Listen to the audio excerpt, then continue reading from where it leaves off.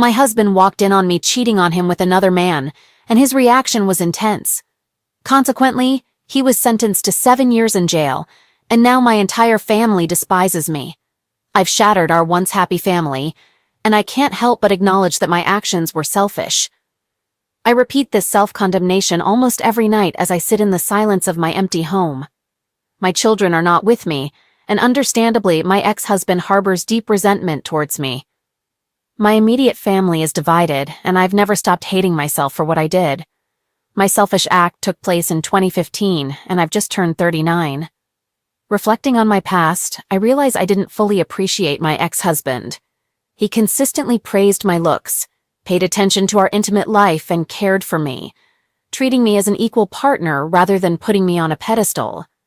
Our relationship, spanning 20 years, began as high school sweethearts and evolved into a deep, exclusive love. Our bond felt natural and right, earning him admiration from my family. My brother in particular revered him for his guidance during tough times.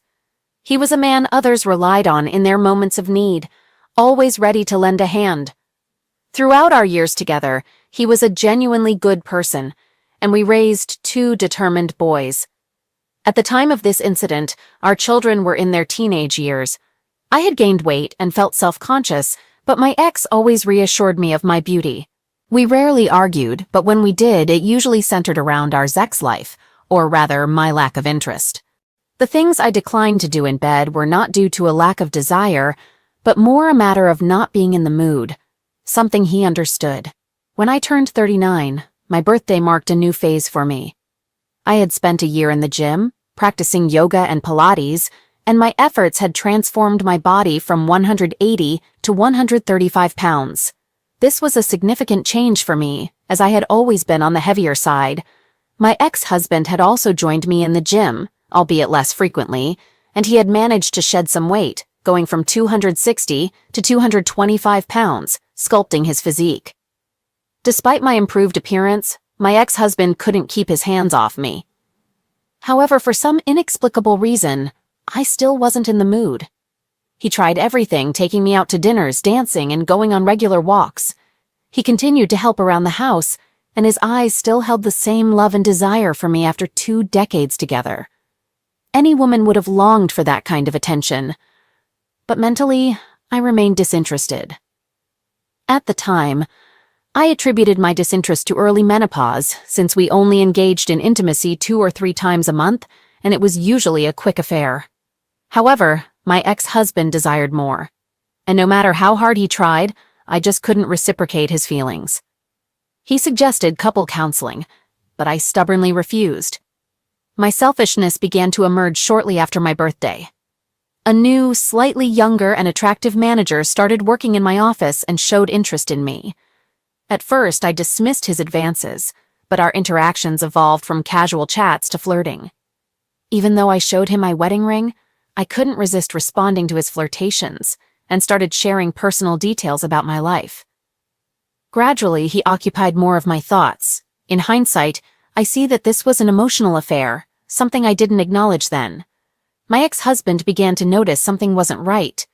We ended up having a big argument, which I believe I started. When he tried to kiss me, I accidentally reacted with disgust. But it wasn't really about him. I was caught up thinking about the other man, and this made me feel really turned off by everything that was happening. At least, that's what I kept convincing myself of. A week after that pivotal day, I arranged to meet the new manager at a cafe with the intention of firmly telling him to leave me alone and put an end to this situation. However, before I could utter a single word, he surprised me with a kiss, and my thoughts went blank. That moment marked the beginning of our 6-month affair. During this time, I noticed myself being more open and enthusiastic with this other man, doing things I hadn't with my ex. I was always ready and seemed more interested, maybe due to the excitement of something new.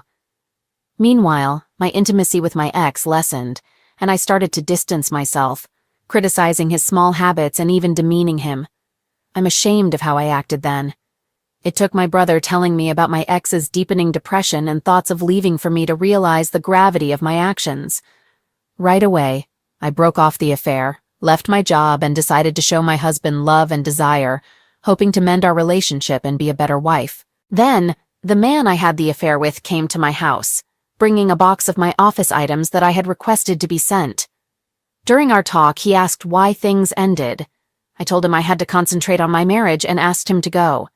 He asked for one more meeting, and sadly, I said yes. We went to the guest room and things got intense, making me lose track of time. Suddenly, my ex walked in. My affair partner pulled back abruptly, hitting the wall with a loud noise. My ex had bloodshot eyes, tears rolling down and trembling lips showing deep hurt. I was completely disgusted by the situation. When the other man tried to leave, my ex confronted him. The man warned my ex to back off, but my ex couldn't hold back and attacked him. I yelled and begged my ex to stop. In a panic, I tried to intervene by jumping on his back, but ended up getting thrown to the ground. For a while, everything seemed blurry and sounds were muffled. When things became clear again, my ex had subdued my affair partner and was on the phone. I was just staring at the other man's bruised face and teeth on the floor. There was a loud knock, and my ex put the phone on speaker, set it down, and knelt with his hands behind his head. The police burst in and handcuffed him. Soon after, paramedics showed up. I found out he had called 911 himself. At the hospital, the situation got even worse. My dad was silent, looking ashamed, while my brother was furiously yelling at me. He looked heartbroken, asking how I could hurt my ex like that. My mom tried to soothe me, saying things would get better, but this made my dad raise his voice at her. His family was furious. His sisters threatened me, and his parents looked like they wanted me to suffer. I tried to talk to my kids, but they wouldn't respond. My sons wouldn't even look at me. At the same time, the man I had the affair with was badly hurt and needed surgery to fix his face after the fight with my ex. At the hospital, a woman suddenly came into my room and started attacking me. My brother had to pull her off. She was the wife of the man I had the affair with. I didn't know he was married. He never wore a ring or mentioned it. This made me feel even more guilty. Before the trial, my sons stayed with their grandparents on my ex's side, and my daughters stopped talking to me. My ex didn't want to see me either. When I tried to visit him in jail, they wouldn't let me. My brother, who worked at the correctional facility, arranged for my ex to be transferred there so he could watch over him. When I asked my brother to pass a message to my ex, he angrily told me to go to hell. During the trial, seeing my ex for the first time in 3 months, his anger was so intense it hurt more than I could have imagined. He had always looked at me with love, even when we argued, but now it was pure hatred. I had to leave to cry in the bathroom. Time went by, and I had to share the details of my affair in court, in front of everyone. When I told them how long it had been going on, my ex looked devastated, and my dad left the courtroom suddenly. Hearing my ex's testimony, I found out he had planned to surprise me with lunch and a weekend trip to the Catskills. He had a whole romantic weekend planned but walked in on us instead. When the other man told him to move, my ex snapped and attacked him, stopping only when he pushed me away. He called 911 right after, and in court, we heard his painful voice and sobs on the recording as he talked to the operator. It was incredibly sad. The man I was with couldn't speak in court because of his medication, so they showed pictures of his injuries. Seeing them made me feel sick. It was my fault my ex had hurt him so badly, breaking his eye socket, cheekbones, and jaw, with some bone pieces too small to fix. My ex got 7 years for a third-degree felony. My sons protested the sentence, and my daughters and his family's cries of pain are something I still can't forget. The first 3 months were incredibly hard. My affair partner's ex-wife sued me for alienation of affection. My ex filed for divorce, my oldest son moved out, my other son stayed in his room all the time, and my twins were really acting out. My ex's sisters confronted me in a store, and his mom spat at me when I tried to apologize. My dad and brother wouldn't talk to me, and even my childhood friends were split on the issue. I had to find a new job because we had no money coming in and our savings were almost gone. But I was pretty much blacklisted in my field because of all the bad press at the accounting firm, so I started working in retail and got a seasonal job at H&R Block. During tax season, I almost lost our house. My ex wouldn't let me visit him, and he sent back all the letters I wrote without opening them. I ended up crying in the shower almost every day. My parents' marriage suffered because my mom kept defending me, and my brother acted like I didn't exist. The guilt was crushing, and I started thinking about just disappearing and leaving everything behind. After some time, I decided to see a therapist, who told me I had become too laid back with my ex. She said I saw him more as a friend with benefits than a husband, and she was right. I was too comfortable with him. To me, he was a companion, but he still viewed me as his wife, the mother of his children, and the woman he loved. I had definitely taken him for granted. A whole year passed, a year where my children didn't talk to me. Whenever I made dinner, they would just take their food to their rooms, not even looking at me. I broke down several times, begging them to talk to me, but they stayed quiet. My brother got married, and I wasn't invited, although my kids were. I kept trying to visit my ex, hoping he would let me see him, but I was always turned away, and he never opened my letters. Deep down, I knew I deserved the depression that had taken over me. Suddenly, my brother showed up one day, the first time I'd seen him since the trial. I was happy to see him, but he wasn't there to make up. He came to scold me. He told me that my ex had been injured in the prison infirmary after trying to fight off another prisoner who tried to be intimate with him. My ex got injured in the stomach, and the other inmate ended up with a broken spine. My brother blamed me for what happened and left angrily in his truck. I cried for days because he was right. It was my fault. I tried to visit my ex in the infirmary, but they wouldn't let me for another 4 years. I kept writing letters, but they were all sent back. Luckily, our kids visited their dad often, and I found out from them that my brother had gotten him into protective custody after the attack. As time went on, my oldest went to the same college and chose the same major as my ex, but he only talked to his siblings and stayed away from me. He didn't come home for the holidays, preferring to go to his grandparents' house. My other son did the same, going to the same college and avoiding me. My twins were hard on me, but visiting their dad regularly seemed to help their mood. When they acted out too much, their uncle would step in to help. Still, my brother and I barely talked. I tried to visit his wife when their first child was born, but they asked me to leave. My mom kept me updated on their lives, while my dad continued to act like I didn't exist. Then, in early May this year, my kids came home for 4 months.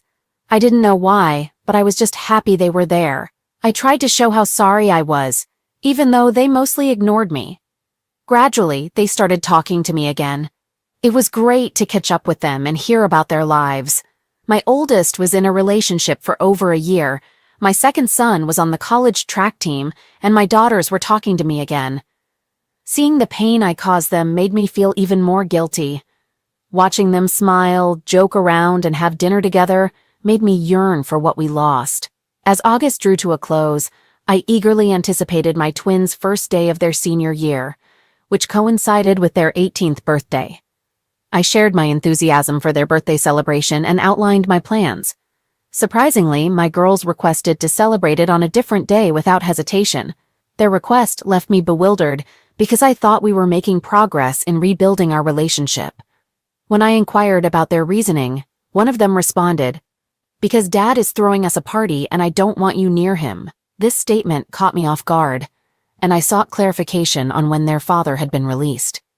They informed me that he had been released at the end of April due to good behavior. Tears welled up in my eyes upon hearing this news, and it shattered me further. Their increased presence in the house was a result of his return. Their happiness and contentment stemmed from having their father back in their lives, not from the progress we were making in healing. They had him back. I asked about his living arrangements, and they disclosed that he was residing with my brother. I attempted to contact my brother, desperate for a conversation, but he refused. I made an effort to visit, clutching the letters that had been returned over the years, and caught a glimpse of him briefly through the partially open door. I called out his name, but my brother requested that I leave. I handed him the letters and departed. As I reached the driveway, I heard his voice. I turned around and he was approaching me. Tears streamed down my face and I moved to embrace him. He returned my letters, uttering coldly, "You forgot this." And I wept as I watched him walk away. I begged and pleaded for him to talk to me, but he simply retreated into the house. My children stood by the door, gazing at me with an absence of affection in their eyes. In that moment, I realized that my children were merely tolerating my presence. Nevertheless, I maintained a fervent desire to mend our fractured bonds. I yearned to confess my selfishness, express how much I had missed him, and convey my profound remorse for dismantling what we once shared. So I continued to navigate my daily life, hoping for an opportunity to make amends. I learned from my mother that my affair partner's ex-wife had visited my ex 2 years ago and was still making periodic visits. Honestly, I cared little about that. My sole wish was for him to somehow forgive me, engage in conversation with me, stand by my side, and regard me with the same affection as before. I longed for my children to stand with us, and I harbored a deep yearning to reunite my family, even though I recognized that I didn't deserve it. Even if by some miracle we were to reconcile, it could never be the same. I had acted selfishly, and I wished fervently that I could undo it all. Now let's take a look at the community's perspective. In the first opinion, there's sympathy for my ex-husband, recognizing the emotional misuse and dismissive behavior I inflicted upon him. The advice here emphasizes the importance of seeking support from friends who will hold me accountable for my actions rather than condoning them. It's suggested that therapy is needed. Opinion number 2 suggests that I should stop trying to reconnect with my former family members and those who have distanced themselves from me. The advice is to live my life and move forward. These opinions reveal the complexity and seriousness of the situation, underlining the need for self-reflection and personal growth. It's essential to avoid actions that might come across as harassment. Sometimes it's crucial to recognize when certain situations have reached an irreparable point. In opinion number 3, it's acknowledged that my children have cut off contact, possibly because my twins are still underage and living with me. The gravity of the situation, where my family essentially lost their father and my ex lost years of his life in a hostile environment, is recognized. This opinion sees my letters and apologies as ineffective and advises me to respect my ex's choice, focusing on my own mental health and my relationship with my children. The idea of returning to the way things were is deemed unrealistic, and it's recommended to be realistic about the future of my relationship with my ex. In summary, opinion number 3 advises acceptance of the situation, personal growth, and a focus on rebuilding relationships with my children. All right, that was a fun story. Now let's move on to another exciting one. Stay tuned and let's dive in. I, 28-year-old man, recently went through a divorce with my ex-wife, 25-year-old woman, after being married for 2 years. I first met my wife when we were in college. At that time, I was ahead of her in class, and after becoming friends, I graduated, but we kept in touch. Luckily, I quickly found a well-paying job a few months after graduating.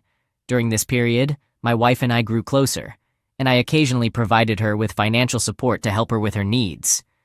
Even though we weren't officially dating, we became intimate, essentially having a friends with benefits relationship.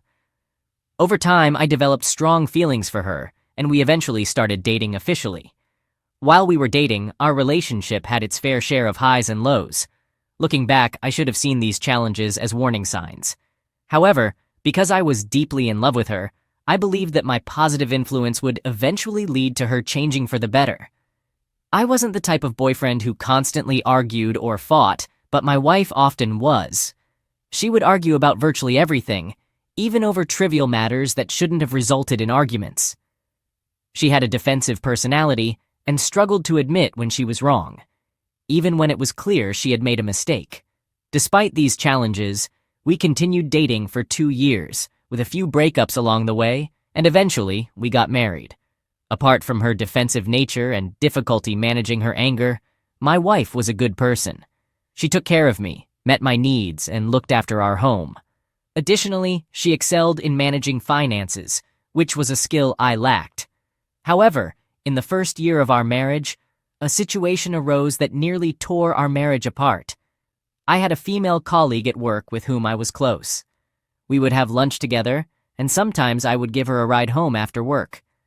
My wife was not comfortable with this arrangement, despite being familiar with my colleague. No matter how much I tried to explain that there was nothing romantic between my colleague and me, my wife remained unconvinced and disapproved of our interactions. One day after work, I offered to give a few of my colleagues a ride to the bus station, as I often did. A female friend of mine chose to sit in the front with me. Unexpectedly, my wife suddenly emerged from where she had been hiding and physically attacked my female colleague. She caused a chaotic scene at my workplace, and and I almost lost my job due to her actions. My wife seriously injured my female colleague, even pulling out her hair. Ultimately, I had to cover all the hospital bills and pleaded with my colleague not to press charges. This incident was one of the most embarrassing moments of my life.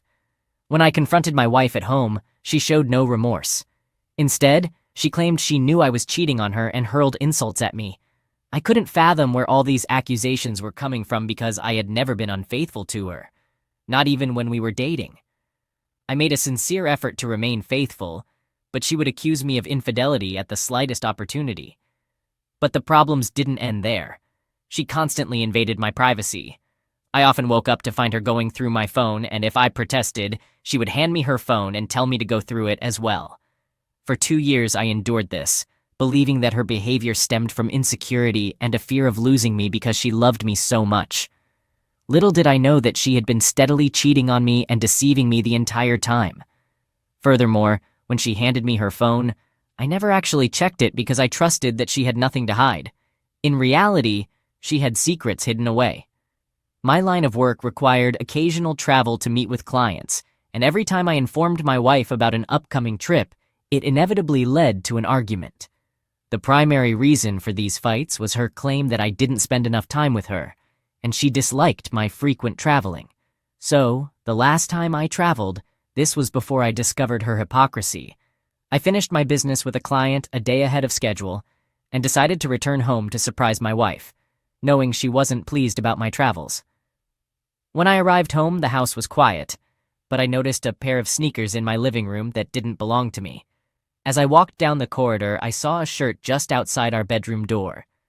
The bedroom was slightly ajar, and when I opened it to investigate, I found my wife and my closest college friend in bed together.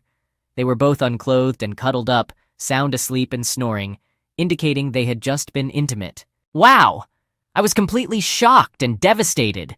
I couldn't believe that my wife, who had accused me multiple times of cheating when I was innocent, was actually having an affair with my friend. In that moment, I felt a strong urge to confront them, but I realized that doing so would only make things worse. Instead, I took out my phone and discreetly snapped several pictures of them. Then I left the house. While they were still asleep, I shared their pictures in my wife's family WhatsApp group and sent them to our close friends and even the people who knew my college friend. By the time they woke up, almost everyone in our social circle had seen those pictures and sent them angry messages. Shortly after, my wife realized what was happening and called me to ask if I had received any pictures from an unknown number. I told her that I had given her up that evening to collect her things and leave my house. When I said that, she understood it was me, and instead of getting defensive like I expected, she started pleading with me on the phone. She claimed it wasn't what it seemed and couldn't explain how it had happened, but I didn't buy into her excuses. After I shared the pictures with my friends, some of them confessed that they knew about my wife's infidelity. I was stunned that some of my friends had known about my wife and my friend cheating on me, but had never said anything. I was furious and decided to cut them off completely by blocking them. As for my wife, she begged me not to make a decision that would ruin our marriage, despite having already destroyed it with her infidelity. I had grown tired of her and her manipulation, and I didn't hesitate to divorce her. As someone mentioned before, I'd like to emphasize that some women aren't worth the sacrifices men make for them. It's still hard to believe that while I was trying my best to be a good husband to her, my wife had been cheating on me since the first year of our marriage, and I never suspected a thing.